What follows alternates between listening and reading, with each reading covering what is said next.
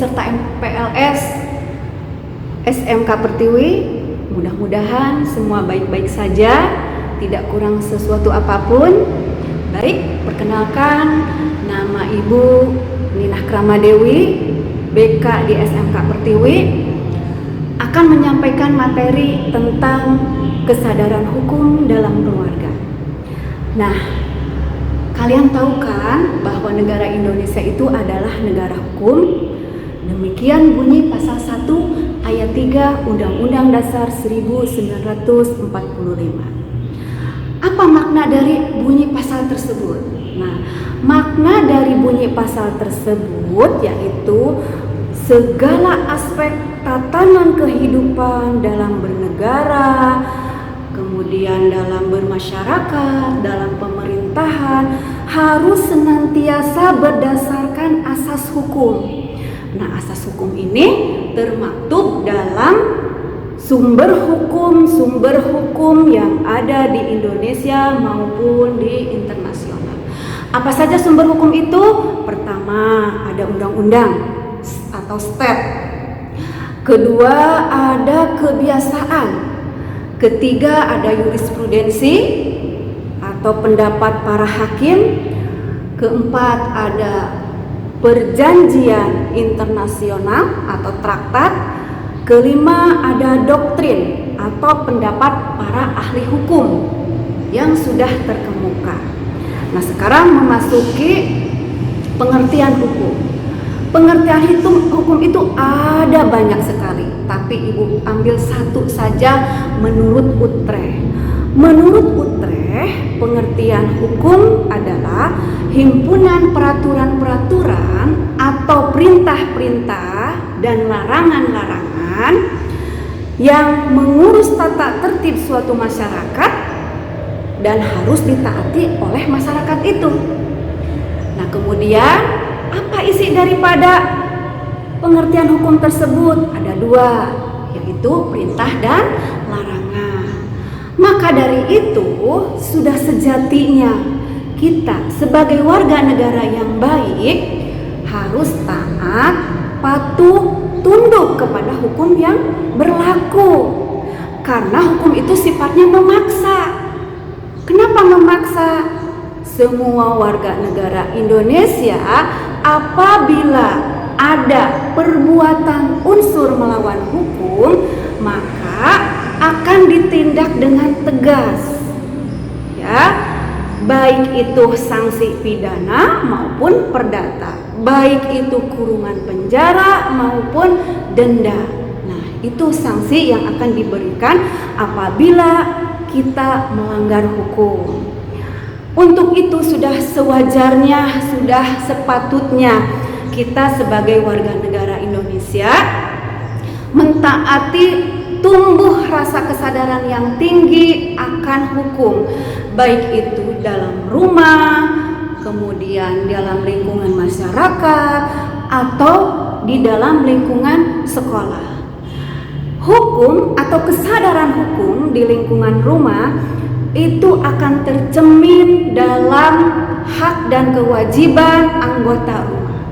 Hak dan kewajiban itu harus seiring sejalan.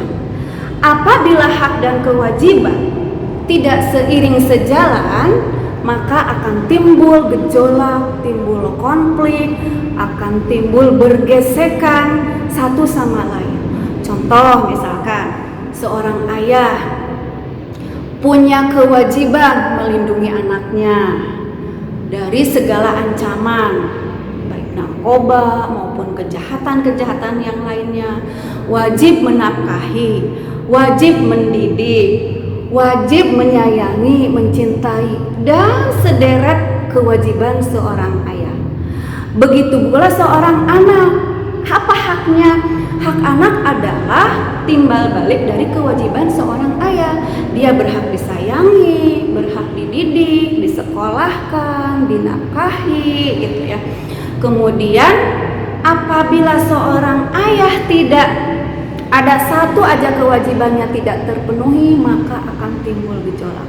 Maka dari itu hak dan kewajiban itu harus seiring sejalan, maka akan tercapai di situ kesadaran hukum yang tinggi akan terpenuhi, cita-cita hukum akan terpenuhi. Nah, ciri-ciri yang sudah mempunyai kesadaran hukum yang tinggi dalam keluarga, pertama, anak itu dan keluarga yang lain saling menghormati, ya. Kemudian anak juga bijak dalam menggunakan fasilitas keluarga. Kemudian mendengarkan nasihat orang tua, menghormati semua anggota keluarga, menjaga nama baik keluarga. Semua itu harus dilakukan dengan sungguh-sungguh dan terus-menerus. Contoh misalkan, apabila kalian sudah difasilitasi HP, maka dari itu pergunakanlah HP itu dengan baik dan bijak. Karena benda kecil itu bisa membuat kalian sukses, bisa juga membuat kalian hancur, tergantung siapa yang memegangnya itu. Apabila dipegang oleh orang yang bijak, maka dalam HP tersebut banyak sekali ilmu-ilmu yang didapat. Bisa menjadi menghasilkan pundi-pundi keuangan, kalian bisa sukses dalam mempergunakan HP dengan bijak. Tapi sebaliknya, apabila kalian mempergunakan HP itu tidak bertanggung jawab, maka kalian juga betul-betul akan merusak diri sendiri. Karena di dalam HP itu terdapat banyak juga hal-hal yang tidak baiknya. Kemudian sekarang kesadaran hukum dalam masyarakat, ya. Kesadaran hukum dalam masyarakat, ciri-cirinya masyarakat yang sudah punya kesadaran hukum yang tinggi itu, dalam masyarakat tidak terjadi lagi tindak kriminal. Tidak ada yang narkoba, pencurian, lingkungannya aman, tidak ada kasus prostitusi, kemudian hal-hal yang akan mengakibatkan berdampak kerusakan lingkungan tersebut, ya. Untuk itu dalam masyarakat juga pertama harus mentaati semua peraturan yang berlaku di masyarakat itu. Gotong royong, kerja bakti, saling menghormati, saling tenggang rasa, saling membantu. Nah, itu harus dilakukan oleh keluarga yang ada di masyarakat itu secara terus-menerus dan penuh rasa tanggung jawab. Kalau kesadaran hukum yang ada di lingkungan sekolah, nah ini identik dengan tata tertib yang ada di sekolah.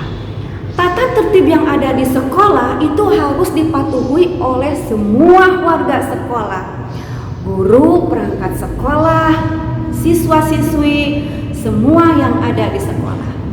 Karena itu, untuk mencapai ketentraman, belajar nyaman, tidak jenuh, betah, maka ikutilah tata tertib yang ada di sekolah, ya. Seperti misalkan tidak terlambat, karena bagaimanapun kalau terlambat hadir, kalian tuh akan mengganggu teman yang sudah belajar. Tidak gaduh di kelas, ya. Kemudian menggunakan seragam sesuai dengan waktu yang telah ditentukan.